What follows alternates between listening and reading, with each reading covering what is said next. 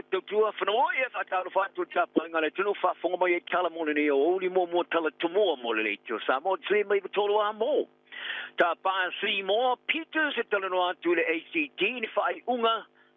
ai le whaia e si whalongo i e Peters. Whai se au se loku sa e tau tino le whai o se ami o ngā mātanga i te maiti sa whātanga o le whaua o le whai o whonu tanga i whale o ainga. I te alonga marao Joseph Parker se siva ma Daniel te poar. Tono le maia. Whafonga maia i whalau te leino nei tala. Wa whaaiari te uro le pāti o le actor David Seymour. Sa e tāpā ina le minsta o le vai whafo wa wasta mana e Winston Peters. E tala no atu le ACT, por act e winga i tūlanga i tūwai New Zealand whaatau ia Israel. Elu ai re whaia ni whai unga whai. E bekai. Wa whaariari ta mai taisu te uro le National Nicola Willis. E leo Yesu la manatu o Peters. O le atala no isi pāti e winga i whai unga whai wha minsta wha pēa e ulava e whai ngā malo so pātas. Vasta wai,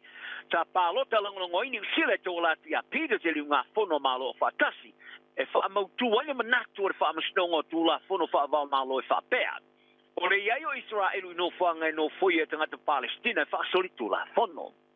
Ta whole na Peters le ngā yoinga le stofio na mai aso i le whaalia. O le whaavaia leo se whaailo malo si o le langalongo ino tū la whono wha wau malo. Ma mana onga mo se whafoi se vesia inga. I le whaavaina leo stete se lua po le two-state solution. I le wau Israelu ma Palestina. Whaaria Peters, o le langolango ni usila sau maiai mo se lapta inga o ni swinga e whaia. E au whiaia tkolunga o le lua tau sanga o le taimi o tāru sanga ina mo Israelu e tu umuri e se aima territorio Palestina. E leo se mea mwhaia na whaia. O Peters ua malanga tu nei New York ai Amerika e awai le tuwa whianga malo o whatasi, mai le mau se awano i sanataria winga, i le manat whaalio Seymour. O soia se loku tu do tasi sa whaia isu isu ngā FBI a Amerika. Wala tō whia loa, pe wha pe whea isu ta malo e ia, isi a mio le turi o te mai ke whaia ia mio ngā whaungali. O na whaatanga e whaua, o na whaia na whonutanga i whare o hainga. O le whaiwhi au mua le loku ke le siango kuko kasi o iloai o le 2x2s, sa i o tau tino le moni o le whasolongo ni mōrianga. Tuai le sa wai no te maiti ia mio ngā whaungali. I le tono le tonu se puru tau sanga, sa i a whaia i te maiti sala aiti le vai teimi. O ia le o William Stephen Easton, e lo ai ia Bill Easton, ua fitsimali iwa ni tau sanga o Kerry. O Easton sa avea mawhaiwhi au o lea loko le 2x2s mai lea whexala o na sumaleno. Se ia o le teimi sa ave e se ai mai le te ingo le lotu, se puru tau sanga munmuriane. O lea loko Kerry siango kuma oki e kusamale, lua afe li maselau o lana au lotu le ono sfuro whaiwhi au i New Zealand ei.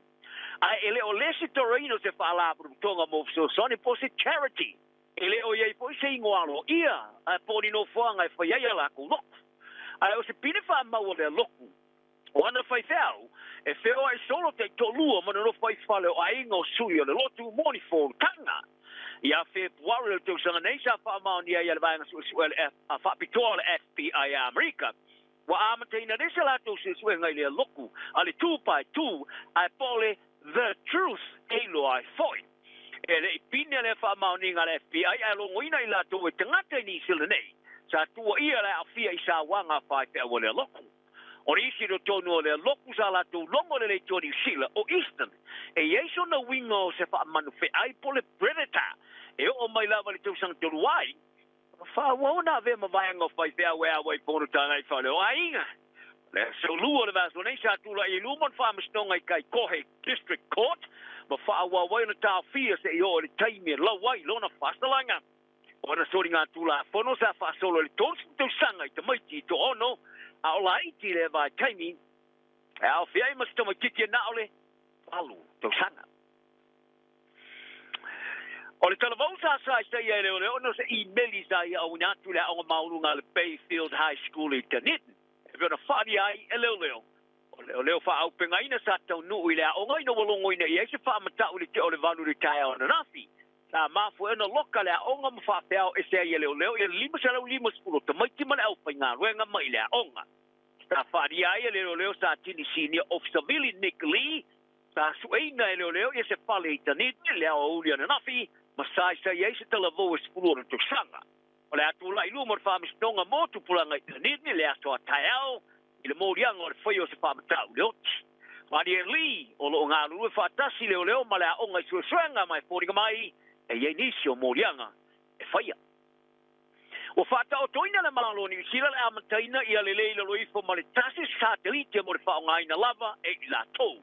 E toi titi lava o satelite uma le vani monimo e o naina isi atlu. Ai po isi kampania lo whaango lango iei ning sila le te minei. O ana fuafuanga whāta o tofou mo le vani monimo vaianga tau se malanga inga le ea. Ta whaamatuina le astona naki, o tā uai, o se misiona mo le amataina o se satelite a wao, o le a whaavaina e le io o ile luafe ma le tau se fulun. Li putia le tā uai stu Singapore po, o le a whaavaina se misiona e tō walatu le atinaina, fausia, amataina o na whaonga, ma le whaatinonga, o se tasi, ai po le tele tfo e le satelite tu maoti. O whaamatulanga e au ina mai nei satelite mo le malo le afsosani, e mata i tu le vasa ai po le va nimo le vaia o le fatu pola i o le lamatia e fevesi inga le va nimo au fausia Amerika ia pai ngā paanga matunu fai paanga e whaasanga tau mata te atoa i a Saina ma Rusia o ia le wha moe ngō tanga tole lau moe Wellington o le tāpanga le malo e tue wha foi tanga ta whai ngā le malo i ofisa o se lasanga le leile mo pisnisi e petoi tu pe maua ai ua wha alia tanga ta whai ngā le malo o ta uma mai nai la tou ma o fa nga na malo ya o fa nga le malo e ve ma alfanga sa fa dia el tama ta minister to tuar malo Nicola Willis o nga lulu mai fale o le o se me ya ma o mo mi le to tele to fa nga le malo e to tele o office nga lu ai ma ya ta wai o Wellington e am to mai le aso pu ai o le aso pro le o pe o se ta la ngoni e tu ai o tula tau nga tele o kilani ele o yese pupu nga le kon fa tono le tau la suia na feu ia ingof tutu na inga i tulango ngā luenga e wilawa e tusa male tasil miliona tanga tayanga ia tu le tau langa o kilani vai hasta i tasi ai o le fatu lama i o le tau langa e tusa male tau se furuafe lo uti o tele numero tanga te tau na ia i ta i vai hasta talu mai lava temi sa tapuli ai ko vikes tu mariva o le tamatai ofisa still in the back sa i faria wo o le temi fatino ai tai ta wai e ulava fa fitaia le ia o se mata fa yo i moftu tona inga ngā luenga mai ai foi taimi tar fenga yene nga lue mai fole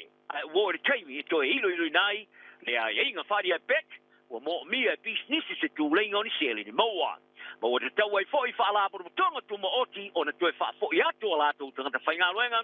ai o le for fa ton o le tau langa o kilani o se fa la por tonga le malo e te tau ona tau la mua i le toi taliu i le ofisa e talonga o tau wina lupe sori ai lauri tau se panka o io se fili o fitau i mori tamafusu Peritania Daniel Dubois i le mai ai o sana mano mata i le la fusu anga Maristan Peritania Anthony Joshua fai ngora verso o Joshua fa luona ave mission pindero langi le panga mamafa ta ma toi fa tau ngai Dubois i lumore i was fulu no afe tanga mata sa fa tunguri ani malai le Wembley Stadium sa mo fa to lope Dubois Joshua di tamsang mo ma fai tau ai opu ai le fa amutalia le fusu anga di tamsanga i mari tu yot o le manu malo tu boa o toi no failan shoppino le IPF o le panga mafa e ulava o mo meetingo Joshua fusu deise manu malo le va Alexander Usyk o Ukraine e po Tyson Fury Britannia mo le shoppino ya e po le undisputed mai fodinga mai o yeise tu nga manu luen ai o tu boa o le atusino no limo mo se shona Philly e step with tono mai le panga mafa o paka sa ve matanga te fa sala lau mo le kampania fasala lunga tero ta alonga ale DAZN mo le fusanga ma ua fia de tau yo se si panga te poa i le mai ai ona ia fato i lalo Deontay Wilder o Shile Shang ia na fusuanga i lua muli nei ta ia fari ai a fai mana o mi e te poa na panga i la te siva de tono le mai kilo moli ai siva ma ia tā wai e le eisi se o fusu o te poa i le po ma a fai a ele no ma wina se fusuanga o la tala no loa i lana pulenga mo se fusuanga e na te tonu o ies na te fusu pirosili o na le rolangi paule me na te mo mio sana panga e la di siva e fa mauni ai e tūlanga ia se i fai o tamata alo si ni ala la kapia flying PG te au ai marisi tata alo le tamara sanga ri por loango le tau sanga o mavai forani o li po tele tapa no ni swinga ia e fai ele uni la kapia teki tamata alo sa talanoa le mai ngo talo ngale television pasala la fiti le FBC isumba le vaso nei para kapteni mo fiti wai there na ya sa level o foi falia o lo ia te ia mori mau e lango ia na tua inga i fainga pi o fa sanga le ka pioni e pena sa ia foi le vaso mo vai sa talanoa le vai ngo talo ngale FBC tamata alo fa mo tu fa Forani Lavani Potia Movilia me mata Matamata alo o ye nei la o fiti al pete tu isue marantu mili tera na langi e pena la tu falia wala tu mana na e matua tilia ma ese ele ofiso de la kapia fiti mai mo mi swinga fa ya mo sele la e pena ye fa wow o le fai tu sala ele tongi de ta alo i taimi de ta wai e o no le mari fa ilo le fa le leo ye fa le tonum Palia potia o mesa tua ia na ya se levo le lo minga le the Daily Mail il vaso tu wai e sao ai fa dia o ia mai tamata alo sa fa wa ona tu le e tamai ta lai ta longa ai o le popole winga yo la tu tongi malauni ta tu ia ia na ya salevu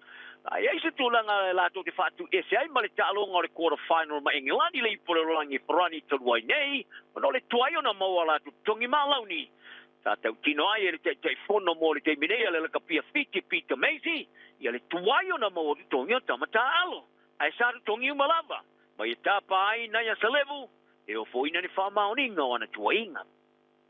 O le kapteni mo o Black Sam Kane o fa te o te mo ta alo lanta alo foi tau dia lona salau. Pa wai atu le kalapu tanga ta alo o au sia le ta sala ta alo fa va malo o foi na le toninga lan luri ani sila. O ye le fa mo le afi au ta for skalamu le ta alo foi tau dia lona lua mo le wa pisi fa un va sonei i Wellington. Mai ole a toala ia ile to se fulu mai tonu o tangata ta alo ni sila o au sila te sala o ta alonga pa malo o le to sumali tolu e au fie McGivern me lamu mama lili mulia ina ia tala na ni yaso se sila ni nai pana witi malolatu sa ngale bu malolo fia so i foia